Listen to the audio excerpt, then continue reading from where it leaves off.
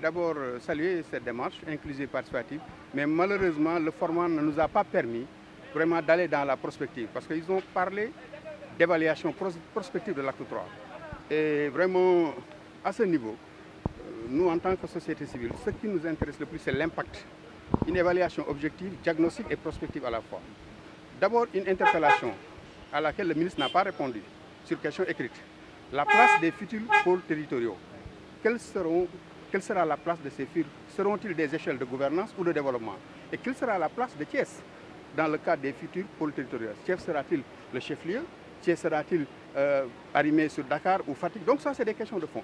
Le second point aussi, c'est surtout par rapport au fonds.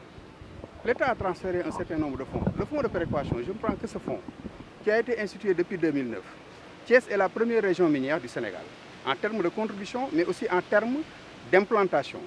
On prend seulement 2 années, 2016 et 2017. 2016 et 2017, si vous faites le cumul, c'est 90 milliards de contribution de la région de Thiès. Mais si vous voyez le fonds de péréquation, l'État doit reverser aux collectivités, aux 53 collectivités de 2010 à 2015, 1 milliard 10 millions pour 5 ans. Vous voyez le gap, c'est moins d'un dixième. Donc c'est des disparités.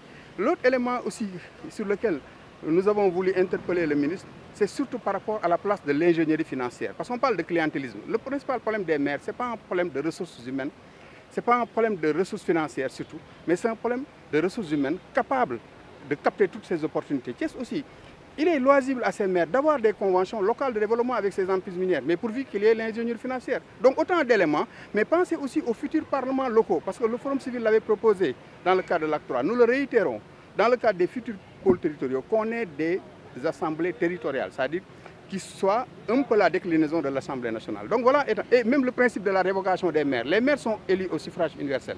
Mais une fois élu, le maire peut rester 5 ans. Donc il faut introduire le principe de révocation. Quand le maire est vraiment, même s'il n'y a pas de présomption, s'il est jugé coupable de détournement ou de malversation ou de prévarication, que les populations puissent le démettre selon les fonds. Et ça, c'est des éléments de fond sur lesquels je pense qu'il faudrait insister.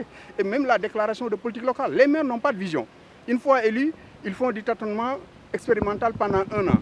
Ils font de la représentation. Il faut imposer aux maires, comme le faisait l'ancien Premier ministre, en fait, quand il avait la primature, la déclaration de politique générale. Il faut que les maires aussi fassent une déclaration de politique locale qui décline leur vision, leur ambition, leur stratégie. Sinon, on va assister. L'acte 3, je pense qu'en soi, il est bon, mais il est né avec une tare congénitale, parce qu'il n'y a pas eu de concomitance. Voilà.